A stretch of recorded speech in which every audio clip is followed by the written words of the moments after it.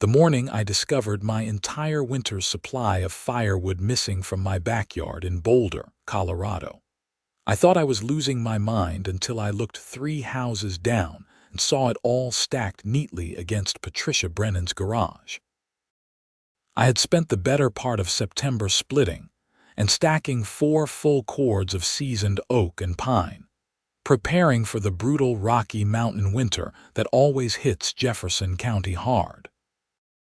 My name is Henry Sullivan, and I had moved into the Meadowbrook Estates subdivision just 8 months prior, a quiet neighborhood nestled against the foothills where homes were spaced generously and people mostly kept to themselves.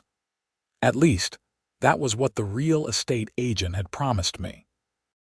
She had conveniently forgotten to mention that Patricia Brennan, the HOA president, treated the neighborhood like her personal fiefdom. I stood in my backyard that crisp October morning, coffee mug in hand, staring at the empty space where my firewood had been. The ground still showed the rectangular imprint where the stacks had sat. My wood rack stood empty, looking like a skeleton picked clean. I had paid nearly $2,000 for that wood, delivered and everything. Plus I had invested dozens of hours splitting the larger pieces to fit my fireplace properly. Walking down the street in my pajama pants and slippers probably was not my finest moment, but rage has a way of overriding common sense. As I got closer to Patricia's house, there was no mistaking it. That was my wood. I could see the specific pieces I had marked with orange paint on the ends for easy identification of the driest pieces. Some of the logs still had the unique splitting patterns from my mall. Patricia was in her front yard, wearing a cream-colored cardigan despite the morning chill, watering her already pristine flower beds. She was somewhere in her mid-50s, with that severely styled blonde bob that seemed to be standard issue for women who demanded to speak to managers. When she saw me approaching, her face twisted into what I can only describe as preemptive defensiveness. "Can I help you, Henry?" she asked, her tone suggesting that helping me was the last thing on earth she wanted to do. "That's my firewood," I said, pointing at the massive stack against her garage. "All of it. What the hell is it doing at your house?" Patricia set down her watering can with exaggerated care, as if dealing with a particularly slow child. "I had it relocated per HOA regulations, Section 4.7 of the Community Guidelines. Firewood storage must not be visible from the street or neighboring properties. Your backyard placement violated this statute." I blinked at her, momentarily speechless. "My backyard is fenced. 6-foot privacy fence. Nobody can see into it unless they're actively trying to. The Hendersons at the corner can see it from their second-floor bathroom window," Patricia said, crossing her arms. "They filed a complaint 2 weeks ago. I sent you a notice via email." "I never received any email," I said, pulling out my phone right there to check. "And even if I had, you cannot just take someone's property. That is theft." "It is not theft when it is done in accordance with HOA regulations that you agreed to when you purchased your home. The firewood is being held in HOA custody until you provide an acceptable storage solution. You can retrieve it once you have built or purchased an appropriate storage shed that meets Architectural Review Board standards." The casual way she said it, like this was the most reasonable thing in the world, made my blood pressure spike. "You moved 4 cords of firewood. That is several tons of wood.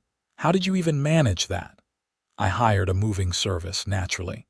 The cost will be added to your HOA dues next month.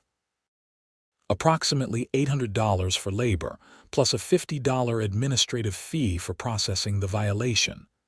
"You are out of your mind," I said, my voice rising. "I want my wood back, right now. File an appeal with the Architectural Review Board. They meet the 3rd Thursday of next month. Until then, the wood stays in HOA custody." Patricia picked up her watering can again, dismissing me. "Have a pleasant day, Henry." I stood there for another minute, trying to formulate words that would not result in my arrest, then turned and walked back home. My hands were shaking as I poured myself another cup of coffee and sat down at my kitchen table to think this through rationally. The HOA documents I had signed at closing were in a file cabinet in my home office. I spent the next hour reading through every single page of the covenants, conditions, and restrictions. Section 4.7 did indeed mention firewood storage, but the language was vague at best. It said firewood should be reasonably screened from public view and neighboring properties. There was nothing about second-floor bathroom windows, and certainly nothing that gave the HOA the right to confiscate property without notice. I checked my email again, searching for anything from the HOA. Nothing. I even checked my spam folder. The only communication I had received from the HOA in the past 6 months was a newsletter about a community garage sale. My neighbor to the left, an older man named Robert who had lived in Meadowbrook Estates for 15 years, came over around noon when he saw me in my garage. "Heard about your firewood situation," he said, leaning against his walker. "Patricia strikes again." "This has happened before," I asked. "Different violations, same pattern. She decides she does not like something, claims it is an HOA violation, and makes people's lives miserable until they either comply or move away. Last year she went after the Johnsons because their mailbox was the wrong shade of black. The year before that, she tried to fine the Petersons because their dog barked too much. She is the reason why 3 families have moved out in the past 2 years. Why do people put up with it? Robert shrugged. Most folks do not want the hassle of fighting. The legal fees alone can be prohibitive. Patricia knows this. She counts on it. Plus, she has been HOA president for 7 years running because nobody else wants the job. Tried to vote her out twice, but she has a core group of supporters who always back her up. "Well, she picked the wrong person this time," I said. "I am not letting this go." Robert gave me a sympathetic look. "I hope you mean that, son. You are going to need a thick skin. Patricia does not lose gracefully." I spent the rest of that afternoon documenting everything. I took extensive photographs of the empty space in my yard, the wood at Patricia's house, and especially the orange paint marks on the logs that matched the remaining pieces I had kept in my garage. I took screenshots of my email inbox showing no communication from the HOA. I pulled up my bank statements showing the payment to Rocky Mountain Firewood Supply. Then I called a lawyer. The law office of Mitchell and Associates was in downtown Boulder, tucked between a coffee shop and a bike store.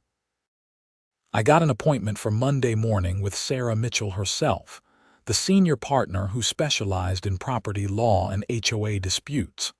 Sarah was younger than I expected, maybe late 30s, with sharp eyes and an even sharper suit. She listened to my story without interrupting, occasionally making notes on a yellow legal pad. "You have the HOA's CC&R documents?" she asked when I finished. I handed her the folder I had brought. She read through the relevant sections, her expression growing more incredulous by the minute. "This is textbook theft," she said finally. "I do not care what the HOA documents say. You cannot just take someone's property worth thousands of dollars without proper notice, due process, or consent. The fact that she is charging you for the privilege makes it even worse. So what are my options? Several. First, you file a police report for theft. Get this on record. Second, you send a formal demand letter to Patricia Brennan and the HOA board requiring the immediate return of your property. Third, if they do not comply within a reasonable time frame, we file a civil suit for conversion, which is the legal term for exercising unauthorized control over someone's property. We can also explore criminal charges for larceny, depending on how the police handle it. Will this be expensive? I asked, because I had to know. I will be honest with you, Henry. Litigation is never cheap. However, in cases like this where the law is clearly on your side and the defendant's actions are particularly egregious, we might be able to recover legal fees as part of the judgment. Plus, if we can make this painful enough for the HOA, they will likely settle quickly rather than rack up their own legal bills. Let's do it, I said. All of it. Sarah smiled, the kind of smile a shark might give before dinner. I was hoping you would say that. I have been looking for a case like this. HOA overreach is a significant problem in Colorado, and Patricia Brennan's name has come across my desk before. She settled those cases before they went anywhere, but this time we have documentation, clear theft, and what appears to be a pattern of behavior. We might be able to make some real noise with this. We spent another hour going over details and signing paperwork. By the time I left her office, I had a plan and, more importantly, I had backup. The Boulder Police Department was my next stop. The officer who took my report was a patient woman named Officer Jennifer Santos, who had clearly dealt with her share of HOA disputes. "It is a civil matter," she said initially, which was what I had been afraid of hearing. "Even when someone physically removes several tons of property worth over $2,000 without permission or notice," I pressed. "If my neighbor just came over and took my lawn mower and charged me storage fees, that would be theft, right?" Officer Santos paused, reconsidering. "You make a fair point. Let me talk to my supervisor." 20 minutes later, I had an official police report with a case number.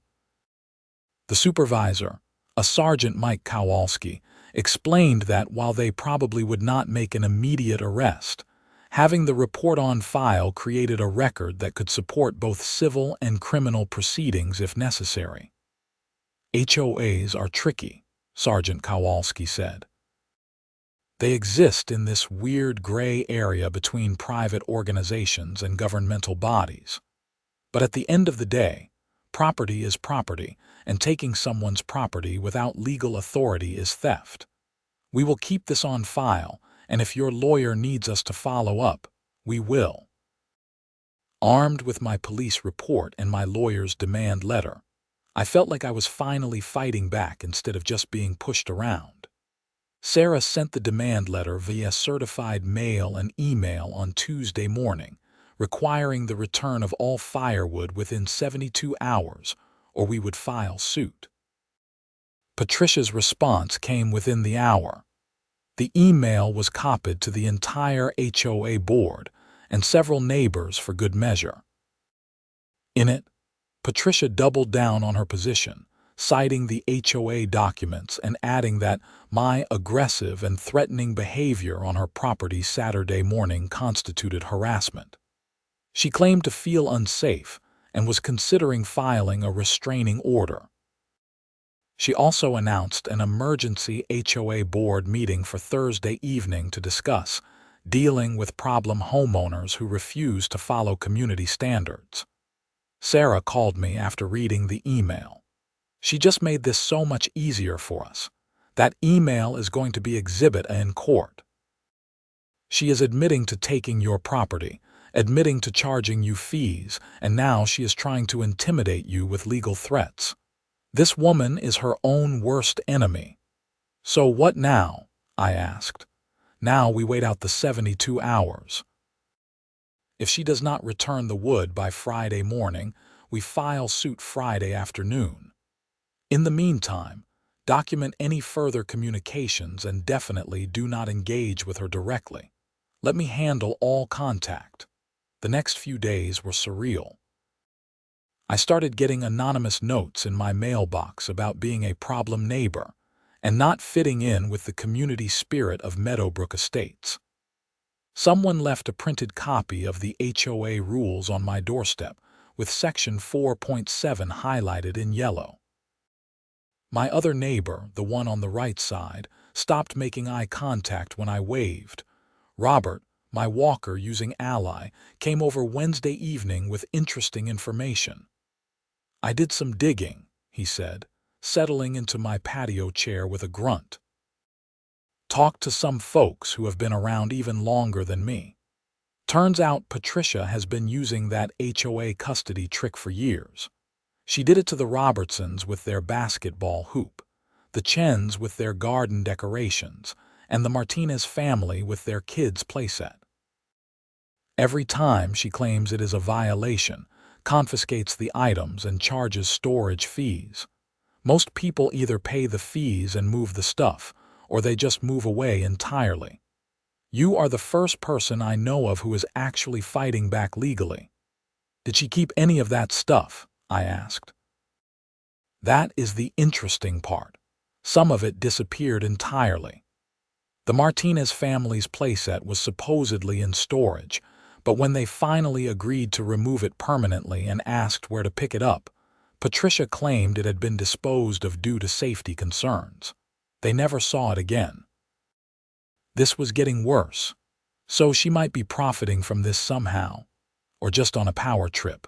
Hard to say, but either way, you are doing the whole neighborhood a favor by standing up to her." Thursday evening's emergency HOA meeting was held at the community center, a small building near the neighborhood entrance that mostly hosted book clubs and yoga classes. I was not technically invited, but as a homeowner in the community, I had the right to attend. Sarah advised me to go, but to observe only and not participate. The meeting room was set up with a long table at the front for the board members and rows of chairs for residents. About 20 people showed up, which Robert told me was unusually high attendance. Apparently, word had spread about the Firewood dispute. Patricia sat in the center of the board table, flanked by 2 other board members. A thin, nervous-looking man named Craig, who was the treasurer, and a woman named Deborah, who served as secretary. Both of them looked like they would rather be anywhere else. Patricia called the meeting to order with a sharp rap of her gavel. Yes, she actually had a gavel. "Thank you all for coming on short notice," she began. "We are here to discuss a matter of significant importance to our community. As you know, Meadowbrook Estates has maintained high standards of appearance and conduct for over 20 years. These standards are what make our neighborhood desirable and protect our property values. Recently, we have had a homeowner who seems to believe these rules do not apply to him. She did not name me directly, but everyone turned to look at me anyway. This homeowner," Patricia continued, "stored a massive amount of firewood in clear violation of our architectural guidelines. When the HOA took appropriate action to remedy this violation, this homeowner responded with legal threats and police reports. This kind of hostile, aggressive behavior threatens the peaceful enjoyment of our community and sets a dangerous precedent." A hand went up in the audience. It was a woman I recognized from a few houses down named Michelle. "What exactly was the violation?" Michelle asked.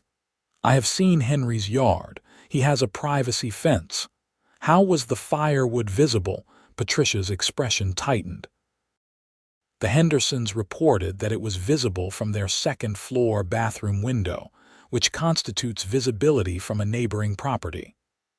"So the Hendersons were looking into his yard from their bathroom," Michelle pressed. "That seems like a them problem, not a him problem."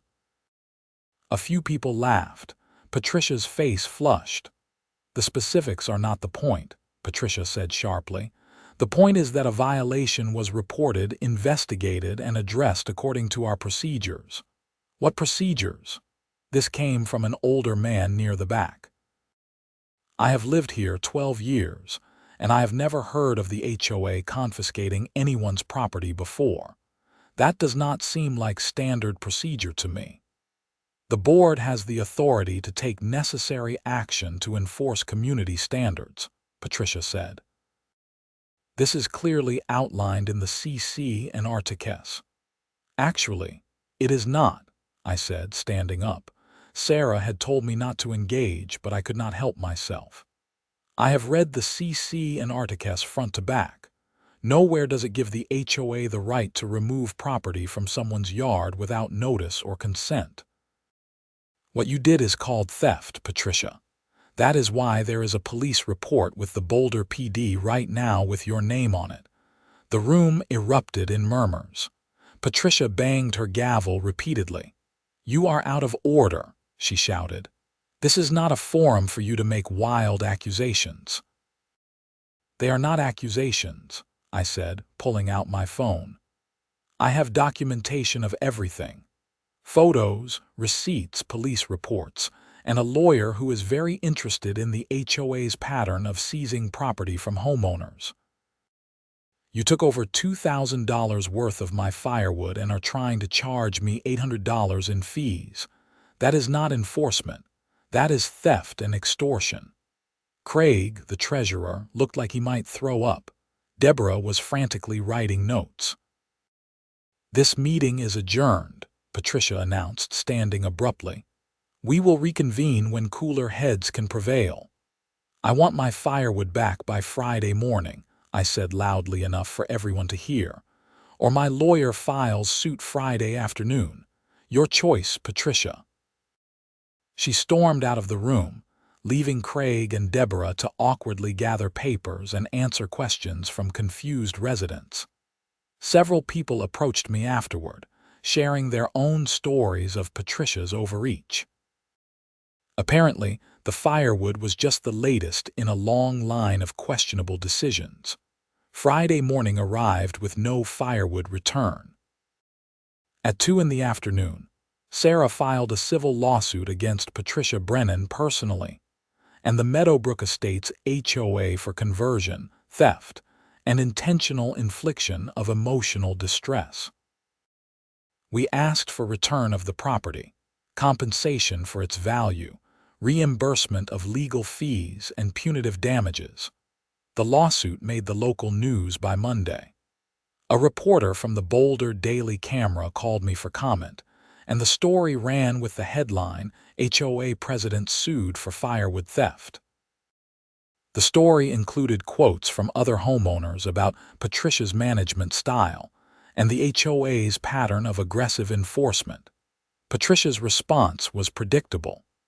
She sent a community-wide email claiming I was attacking the HOA and threatening the neighborhood's stability. She set up an emergency assessment vote to fund the HOA's legal defense, asking each homeowner to contribute $500. That backfired spectacularly. Within 24 hours, I received emails from over 30 homeowners refusing to pay and demanding Patricia's resignation. Several of them forwarded me email chains showing that Patricia had been running the HOA like her personal kingdom for years, making decisions without board votes, and using HOA funds for questionable purposes. Craig, the treasurer, reached out to me privately on Wednesday evening. We met at a coffee shop in downtown Boulder, away from the neighborhood. "I did not know she was going to take your firewood," he said immediately, looking miserable. "She told Deborah and me that you had agreed to temporary storage while you built a shed." When I saw the lawsuit, I started digging through our records. "Henry, there are problems, big problems." "What kind of problems?" I asked. Craig pulled out a folder of printed financial statements. "Patricia has been using HOA funds without authorization.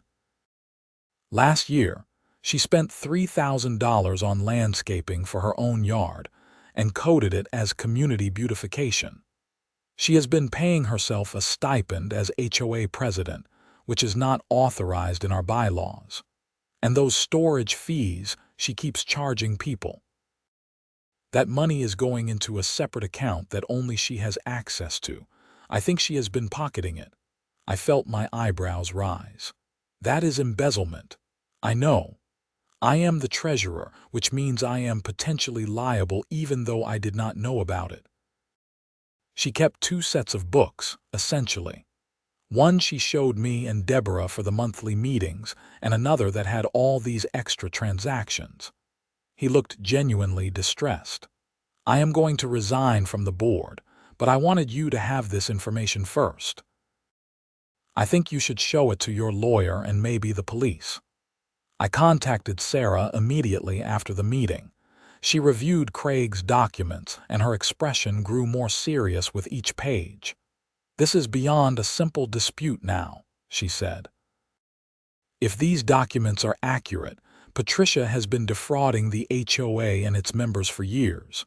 We are talking potential criminal charges for embezzlement, fraud, and theft. The firewood is almost beside the point now. Almost, I said. She smiled slightly.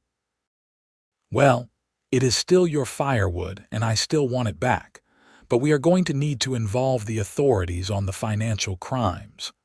Sarah referred the matter to the Boulder County District Attorney's office. Meanwhile, our civil lawsuit was proceeding. Patricia had hired an attorney, a man named Donald Pritchard, who specialized in HOA law. He filed a motion to dismiss, arguing that the HOA had the right to enforce its rules and that I had agreed to abide by those rules when I purchased my home. The hearing on the motion to dismiss was scheduled for mid-November in Boulder District Court. Judge Michelle Warren presided, a no-nonsense woman in her 60s who had a reputation for not tolerating nonsense. Patricia showed up in what I can only describe as her Sunday best, looking like she was attending a country club luncheon rather than a court hearing. Her lawyer, Pritchard, presented their argument that the HOA's CC and Articus gave them broad authority to enforce community standards, and that removal of non-compliant items was within their purview. Sarah stood up for our response, and I could see why she had been confident about this case. Your Honor, this is not a case about HOA enforcement authority. This is a case about theft. The defendant did not issue a warning, did not provide notice, did not conduct a hearing, and did not obtain consent before physically removing thousands of dollars worth of property from my client's private backyard. She then attempted to charge him hundreds of dollars in fees for the privilege of having his property stolen. No HOA agreement, no matter how broadly written, gives a private citizen the right to enter another person's property and remove their belongings without due process. Judge Warren looked at Patricia's lawyer. Does your client dispute that she removed the firewood from the plaintiff's property without his knowledge or consent? Pritchard hesitated. She acted pursuant to her authority as HOA president, Your Honor. The plaintiff was in violation of community standards. That was not my question. Did she or did she not remove property from his yard without his knowledge or consent? She did. But then the motion to dismiss is denied, Judge Warren said crisply. Whatever authority the HOA may or may not have to enforce rules, it does not include the right to seize property without notice or due process. This case will proceed to trial unless the parties reach a settlement. Next case. Patricia looked like she had been slapped. Outside the courtroom, her lawyer pulled her aside for what appeared to be a very animated conversation. I caught snippets of it as Sarah and I walked past. I told you this was a bad case. Should have returned the wood immediately, looking at significant liability. The district attorney's office moved faster than I expected. 2 weeks after Sarah referred the financial documents, the DA assigned an investigator to review the HOA's financial records. They issued a subpoena for all bank records associated with the Meadowbrook Estates HOA, including the secret account Craig had discovered. Patricia tried to fight the subpoena, but that only made things worse. When someone fights a subpoena for financial records, it rarely looks innocent. The judge overseeing the subpoena matter ordered Patricia to produce all records within 10 days or face contempt charges. The community was in an uproar. An online petition calling for Patricia's resignation gained over 60 signatures, which was most of the neighborhood. An emergency special meeting was called to vote on her removal as HOA president, scheduled for the first week of December. In the meantime, I still did not have my firewood back. It was now mid-November, and Boulder was getting its first real cold snaps. I needed that wood. Sarah sent another demand letter, this time with more teeth. We gave Patricia 48 hours to return the firewood, or we would seek an emergency court order and add additional damages for every day of delay. On the 47th hour, a truck showed up at my house. Two workers who looked deeply uncomfortable spent 3 hours unloading firewood into my backyard. When they finished, I counted the stacks. I was short about half a cord. I called Sarah immediately. She added the missing wood to our lawsuit, and we filed for the emergency hearing anyway, now seeking compensation for the missing firewood and an order preventing Patricia from any further interference with my property. The special HOA meeting to vote on Patricia's removal was standing room only. Every homeowner in Meadowbrook Estates seemed to be there, plus a few people I did not recognize who might have been from other neighborhoods or the press. Patricia sat at the board table looking defiant. Craig and Deborah were conspicuously absent, both having submitted their resignations the previous week. In their places were 2 volunteer homeowners serving as temporary board members to ensure the vote was legitimate. The meeting opened with a reading of the charges against Patricia: misuse of HOA funds, unauthorized seizure of homeowner property, failure to follow proper procedures, and general malfeasance in office. A homeowner named David presented the findings from an independent audit that several residents had commissioned, which confirmed everything Craig had revealed. Patricia had embezzled over $15,000 from the HOA over the past 3 years. Patricia was given an opportunity to respond. She stood up, her face red, and launched into a tirade about how she had devoted years of her life to the neighborhood, how she had maintained property values, and how this was all a witch hunt organized by people who did not appreciate her dedication. "I've kept this neighborhood beautiful," she said, her voice shaking with anger. "I have enforced the rules that everyone else was too lazy to bother with, and this is how you repay me. By believing lies and conspiracy theories from a man who has been here less than a year." Michelle, the woman who had questioned Patricia at the previous meeting, stood up. "You stole from us, Patricia. You stole from Henry, you stole from the HOA accounts, and you stole the peace and enjoyment of our neighborhood. This is not about appreciation. This is about accountability." The vote was not even close. 47 homeowners voted to remove Patricia from her position as HOA president. 3 voted against, including the Hendersons, who had supposedly complained about my firewood in the first place. Patricia was out. She left the meeting in tears, making vague threats about lawsuits and defamation. Nobody seemed particularly moved. The new interim HOA board, elected that same night, consisted of Michelle as president, David as treasurer, and a retired lawyer named Richard as secretary. Their first official act was to send me a formal apology letter and an offer to settle the lawsuit. The settlement offer was generous. The HOA would pay for all of my legal fees, compensate me for the missing firewood, refund any fees Patricia had tried to charge me, and make a formal acknowledgement that the seizure of my property was improper and would never happen again.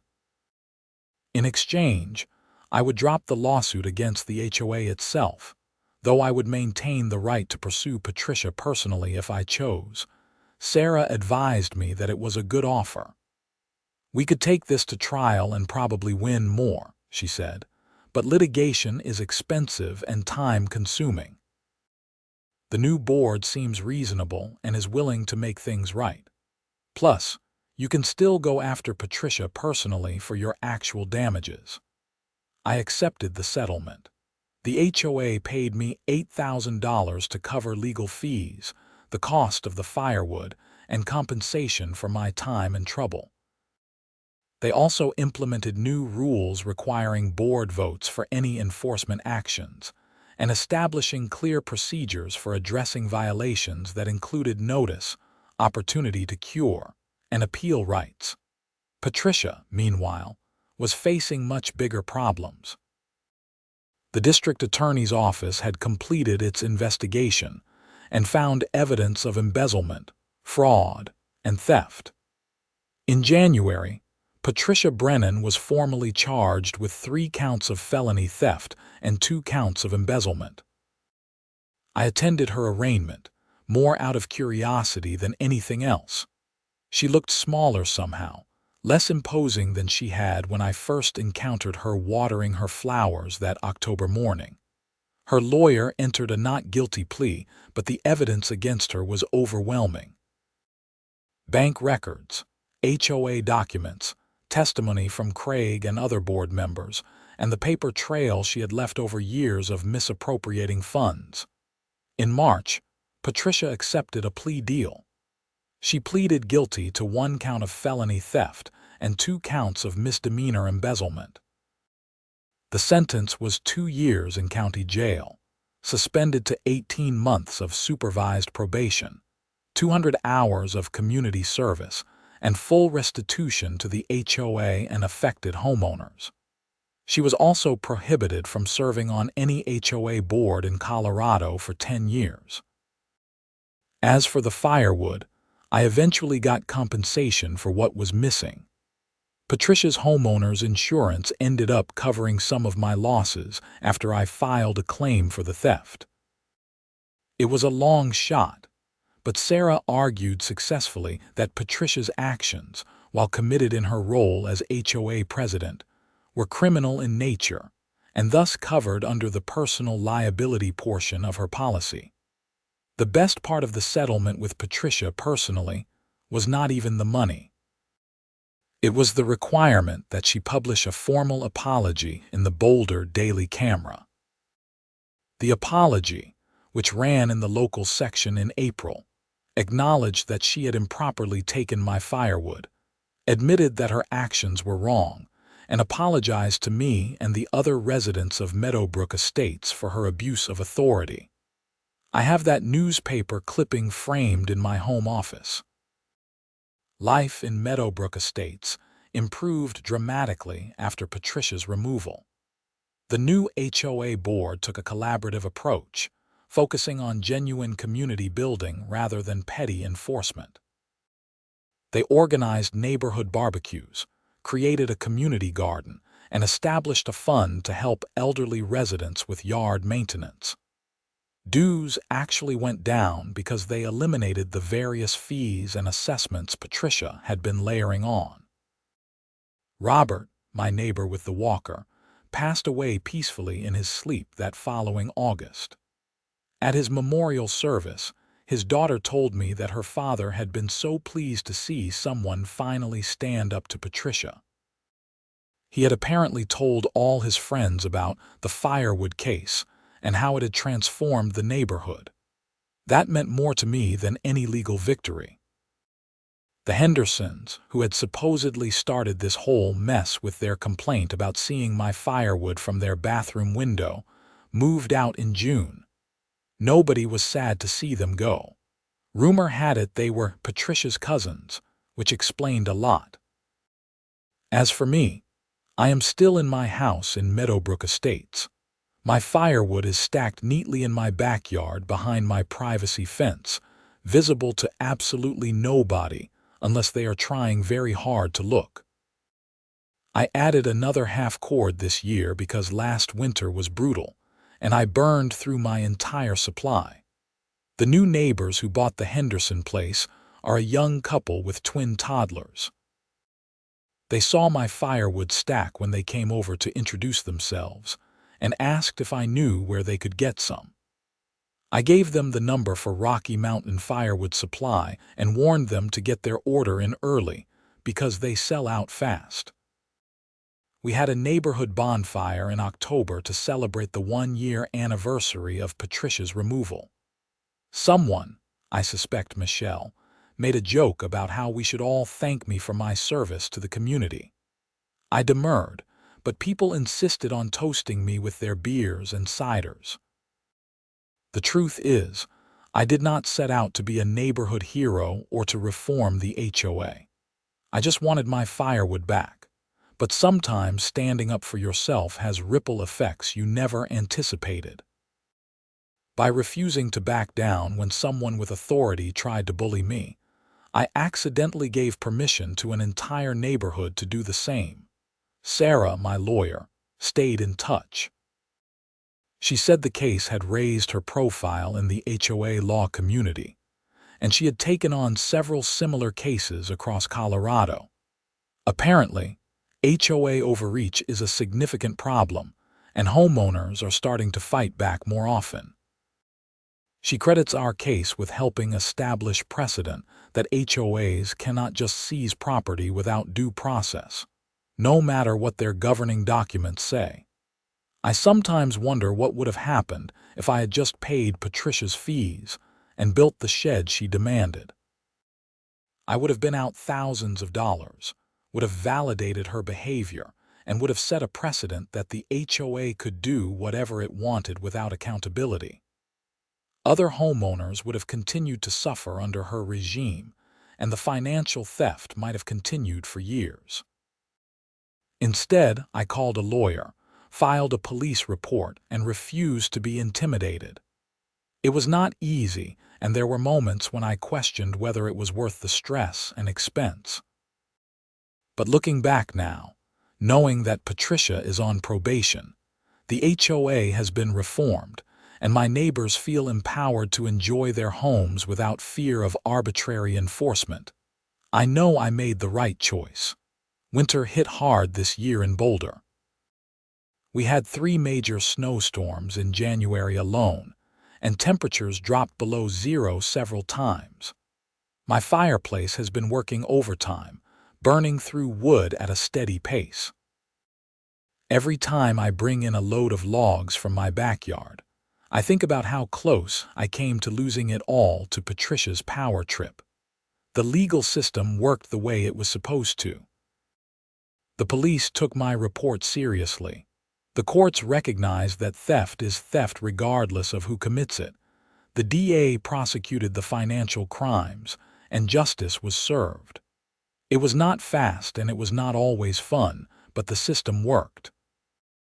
I still get occasional emails from people in other neighborhoods dealing with similar HOA problems. They ask for advice, for the name of my lawyer, for encouragement. I always respond. I tell them to document everything, know their rights, do not be afraid to involve law enforcement when appropriate, and most importantly, do not let anyone bully them out of their own home. Property rights matter. Due process matters. Accountability matters. These are not abstract legal concepts. They are the principles that prevent people like Patricia Brennan from turning neighborhood associations into personal fiefdoms where they can take what they want and punish anyone who questions them. My firewood was never just about firewood. It was about whether one person with a title and a gavel could override basic property rights and common decency. The answer, thankfully, was no, not without consequences. As I sit here in my living room, fire crackling in the fireplace, I can hear the wind howling outside. It is going to be a cold night, below freezing for sure. But I have plenty of wood, legally obtained and properly stored in my own backyard where it belongs. Nobody is going to take it, charge me fees for storing it, or make me jump through hoops to get it back. And if they try, well, I know a great lawyer. The experience taught me important lessons about standing up for yourself, the importance of documentation, and the power of community when people come together around a common cause. It also taught me that sometimes the people who talk the loudest about rules and standards are the ones breaking them most egregiously. Patricia Brennan probably still believes she was in the right. People like that rarely achieve genuine self-awareness, but it does not matter what she believes. What matters is that she can no longer hurt people, can no longer steal from her neighbors, and can no longer hide behind HOA authority to justify her bad behavior.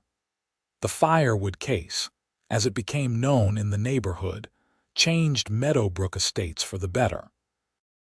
It brought people together, exposed corruption, and restored a sense of fairness and community. Not bad for a dispute that started with some missing logs. I hope other people facing similar situations read this and take courage. You do not have to accept bullying from your HOA. You do not have to tolerate theft of your property.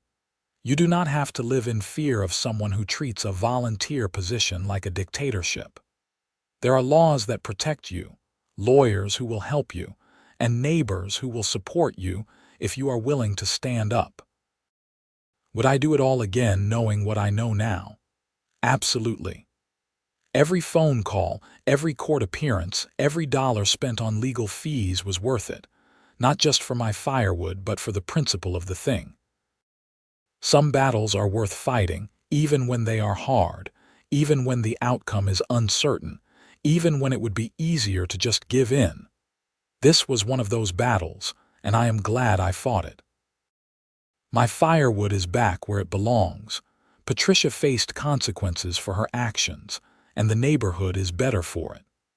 That is a win in my book, and it all started because I refused to accept that someone could just take what was mine and call it HOA authority. The fire is burning low now. Time to add another log, split from my own supply, stored in my own yard on my own property. It is a simple thing, really, but it represents something important. It represents the right to enjoy your home without fear, the right to be treated fairly, and the right to hold people accountable when they wrong you. And sometimes, that is worth fighting for.